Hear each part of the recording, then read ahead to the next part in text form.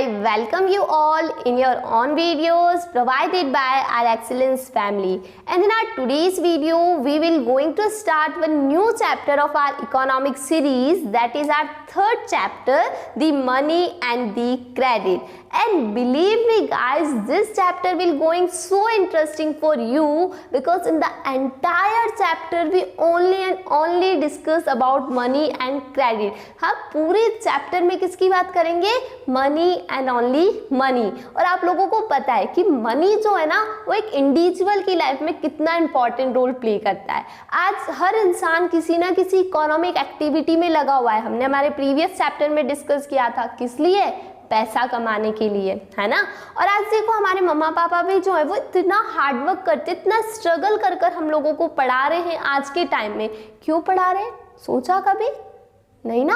वो क्यों पढ़ा रहे हैं? वो हमें इसलिए ही पढ़ा रहे हैं ताकि हम लोग हमारे पैरों पे खड़े हो जाए, हम इतना पैसा कमा पाए कि हम जो भी खरीदना चाहते हैं हम इजीली खरीद सकें। क्योंकि आज के टाइम में पता है क्या हो चुका है कि मनी जो है वो बन चुका है as a medium of exchange. कि मतलब अगर आपको कुछ भी एक्सचेंज करना है, कुछ भी थिंग रिक्वायर्ड है, तो आपको सबसे फर्स्ट नीड क्या होगी? मनी की ही नीड होगी। मतलब अगर आज के टाइम पे आपके पास पैसा है ना, तो आप कुछ भी जो चाहते हो वो क्या कर सकते हो? परचेस कर सकते हो। मनी की इतनी पावर है, मतलब पेपर का नोट है वो, बट उसके पास इतनी पावर है कि आप जो चाहो उससे खरीद सकते हो। इसीलिए तो हमारे पेरेंट्स इतना हार्डवर्क करते हैं कि ताकि हम लोग कुछ बन जाएं, है ना, और हम इतने मतलब वेल सेटल्ड हो जाए, अपने पैरों पर खड़े हो जाए कि इस मनी को हम इजिली क्या कर पाए, मतलब गेन कर पाए, ताकि हम सब कुछ खरीद पाए। क्या कभी पापा ने अभी इस एज में बोला आपको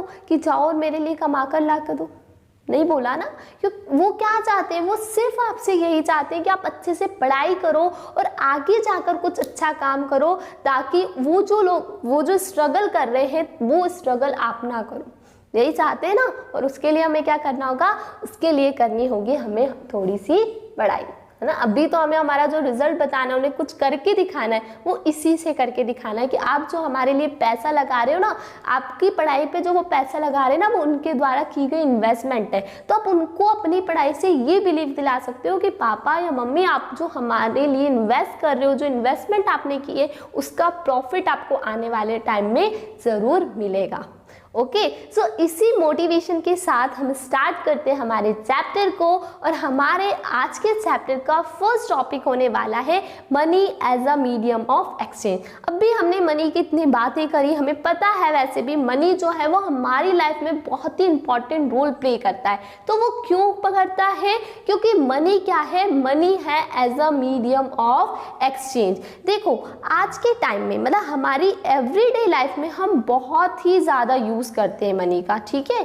और मतलब अगर हम हमारे आसपास देखें और ये कोशिश भी करना चाहें, एक ऑब्जर्वेशन करें और ट्रांजेक्शन्स को रिकॉर्ड करें, तो कितनी ही ट्रांजेक्शन है सिंगल डे में जिसमें क्या होता है? मनी इन्वॉल्व होता है।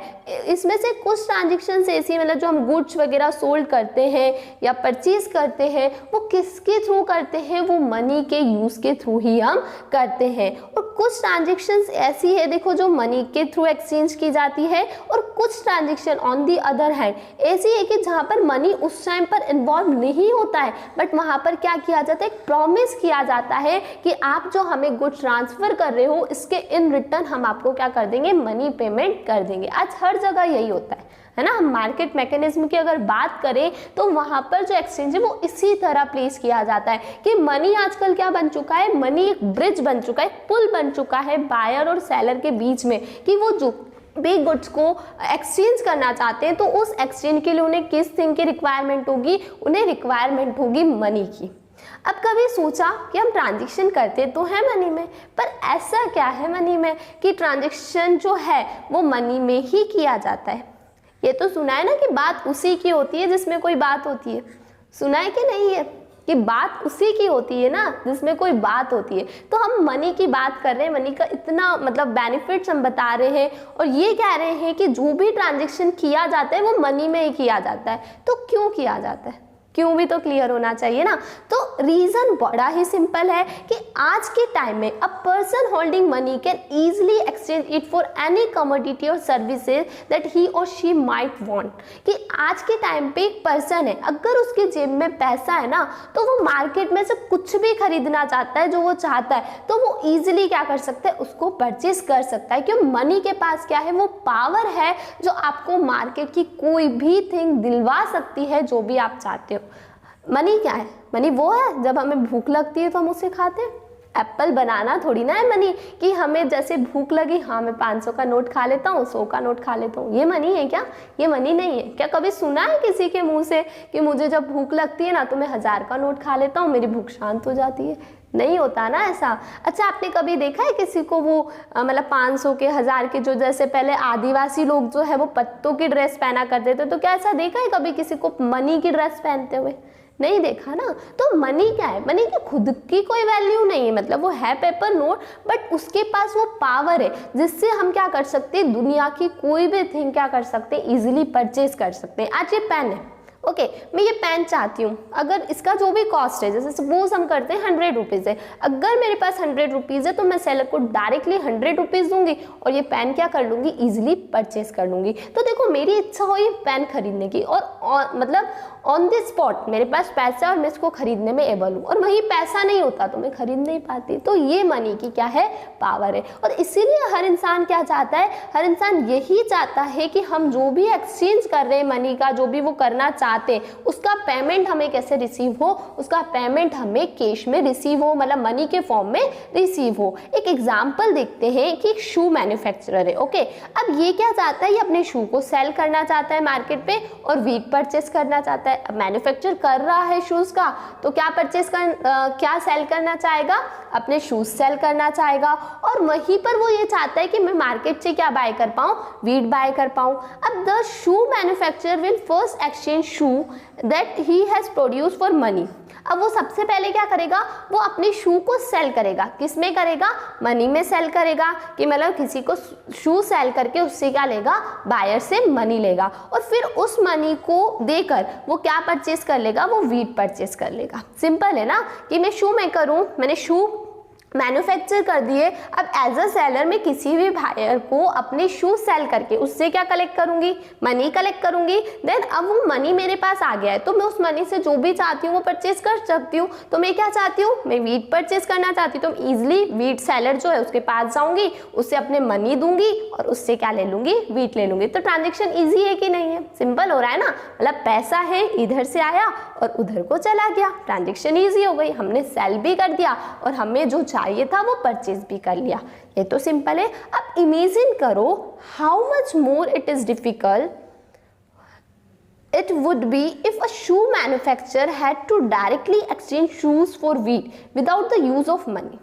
अब वो सिचुएशन इमेजिन करो कि पैसा नहीं है हमारे पास। ये पहले के टाइम में हुआ करता था, बार्टर सिस्टम आप लोगों ने सुना है, 9th में भी हमने पढ़ा है ना, 10th में तो अब हम पढ़ रहे हैं, और छोटी क्लासेस में भी थोड़ा कुछ ना कुछ हमें बार्टर सिस्टम के बारे में पता है। अभी जो मैंने आपको एग्जांपल दिया, देखो वहां पर तो इजी था कि सेलर को शू सेल करना था, उसने सेल किया, इजिली मनी कलेक्ट किया, उस मनी का यूज किया और वीट को बाय कर लिया, सिंपल था। बट अब हमें वो सिचुएशन इमेजिन करना है कि जहाँ पैसा नाम की कोई चीज ही नहीं है, कुछ है ही नहीं पैसा।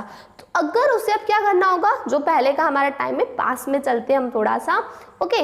तो वहां पर क्या करना होगा, उसे अब शू को किससे एक्सचेंज करना होगा, वीट से एक्सचेंज करना होगा, है ना।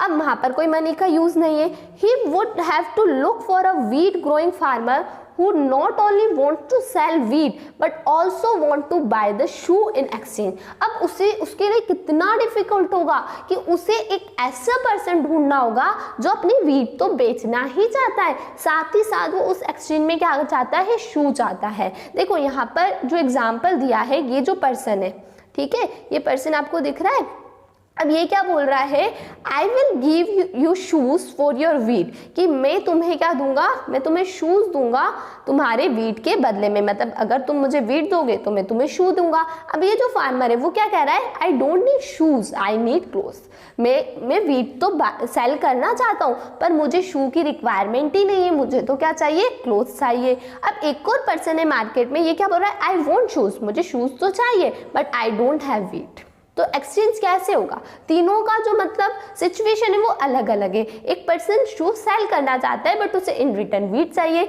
दूसरा पर्सन है वो वीट सेल करने के लिए रेडी है बट उसे शू नहीं चाहिए, और जिसे शू चाहिए उस बेचारे के पास वीट ही नहीं है। तो एक्सचेंज क्या है यहाँ पर, इम्पॉसिबल सा है, क्योंकि आपको मार्केट में एक ऐसा पर्सन ढूंढना होगा जो आपके शू परचेस करने के लिए भी रेडी है और साथ ही साथ उसके पास वीट भी है जिसे वो सेल करने के लिए एग्री है। तो बोथ दी पार्टीज, यहाँ पर क्या होगा, ट्रांजेक्शन कब होगा, एक्सचेंज कब होगा, that is both the parties have to agree to sell and buy each other commodity, कि जब दोनों ही पार्टी एक दूसरे की कमोडिटी को एक्सचेंज करने के लिए रेडी हो जाएगी, और अगर ये नहीं होगा तो ट्रांजेक्शन हो ही नहीं पाएगा, किसी भी तरह का कोई एक्सचेंज नहीं होगा। और इसको हम क्या कहते हैं, double coincidence of want. Double coincidence means क्या है कि आपको एक चीज तो क्या करनी है, सेल करनी है और वहीं पर दूसरी चीज बाय करनी है। What a person desire to sell is exactly what the other wishes to buy, कि वो क्या बेचने की डिजायर रखे जो दूसरा खरीदना चाहता है। जैसे मैं आपको ये पेन सेल करना चाहती हूँ तो मेरी विश क्या है, इसको सेल करना। तो ऑन दी अदर हैंड आपकी विश एज अ बायर क्या होनी चाहिए, इसको खरीदना। मैं बेचना चाहती हूँ तो आपकी विश होनी चाहिए कि आप भी इसको क्या करो, खरीदना चाहो, है ना। तो तभी हमारा ट्रांजेक्शन जो है क्या होगा, टेक प्लेस होगा। In a barter system where goods are directly exchange without the use of money, double coincidence of wants is a essential feature. और बार्टर सिस्टम जो है, बार्टर सिस्टम क्या था, जहाँ पर गुड्स जो है डायरेक्टली गुड्स के बदले एक्सचेंज किए जाते थे। मतलब एंशिएंट टाइम में लोग क्या करते थे, मनी हुआ नहीं करता था, मनी उस टाइम पे इवेल्युएट नहीं हुआ था, तब लोग क्या करते थे, अपने एक गुड के बदले दूसरे गुड्स को एक्सचेंज किया करते थे। जैसे गेहूं दे दी, गेहूं के बदले राइस ले लिए, या वीट दे दी, वो शू ले लिए, जो जहाँ पर एग्जाम्पल दिए, इसी तरह से वो एक्सचेंज किया करते थे। क्योंकि लोग उस टाइम पर भी तो रहा करते थे, उन्हें इन थिंग्स की रिक्वायरमेंट तब भी हुआ करती थी, पैसा नहीं तो क्या हुआ, एक्सचेंज तो होता था। बट एक्सचेंज किस तरह से होता था, गुड्स के बदले गुड्स का एक्सचेंज किया जाता था। और वहाँ पर जो डबल कोइंसिडेंस वांट्स का जो एक फीचर है वो बहुत ही एसेंशियल था, कि आपकी ट्रांजेक्शन कब टेक प्लेस होगी, जब दोनों ही साइड से मतलब इच्छा होगी कि आप जो सेल करना चाहते हो सामने वाला भी वो बाय करना चाहता है, तभी आपकी ट्रांजेक्शन, आपका एक्सचेंज होगा। बट फिर क्या हुआ, देखो इन द कॉन्ट्रास्ट, मतलब हम थोड़ा सा अपोजिट बात करें, in an economy where money is in use, money by providing the crucial intermediate step eliminates the need of double coincidence of want. पर जब से हमारा पैसा आया, इससे सारी झंझट को हटा दिया। मनी क्या कहता है, तुम्हारे जेब में पैसा है ना, मैं हूं ना, तो जो चाहते हो मार्केट में से बस वहां जाओ, पैसा दो, उस थिंग को फटाफट से परचेज कर लो। तो इसने क्या किया, हमें एक इंटरमीडिएट स्टेप प्रोवाइड किया, और जो ये डबल कॉन्सिडेंस वाली जो प्रॉब्लम हम बार्टर सिस्टम में फेस कर रहे थे, इसको एलिमिनेट कर दिया, है ना। अब it is no longer necessary for the shoe manufacturer to look for a farmer who will buy his shoes and at the same time sell him wheat. Okay, all he need to do is to find the buyer of his shoe. Once he exchange his shoes for money, he can purchase wheat or any other commodity in the market. Since money acts as a intermediate in the exchange process, it is called the medium of exchange. मतलब अब situation क्या हो गई, पूरी उल्टी opposite हो गई, कि अब जो हमारा शू मैन्युफैक्चर है उसे ऐसा पर्सन ढूंढने की जरूरत नहीं है जो इन रिटर्न उसे वीट पर सेल करने के लिए एग्री हो। अब वो उसे क्या ढूंढना है, उसे सिर्फ और सिर्फ ढूंढना है वो बायर जो उसके शू परचेस करने के लिए एग्री हो। अब सिंपली वो मार्केट में जाएगा, उसे अगर वो बायर मिल जाता है तो वो अपने शू से सेल करेगा, इन रिटर्न उससे क्या लेगा, मनी लेगा, और उस मनी को लेकर वो मार्केट में से कोई भी कमोडिटी क्या कर सकता है, परचेज कर सकता है। तो मनी ने क्या क्रिएट किया, मनी मतलब एक पुल की तरह एक्ट करता है हमारे बायर और सेलर के बीच में।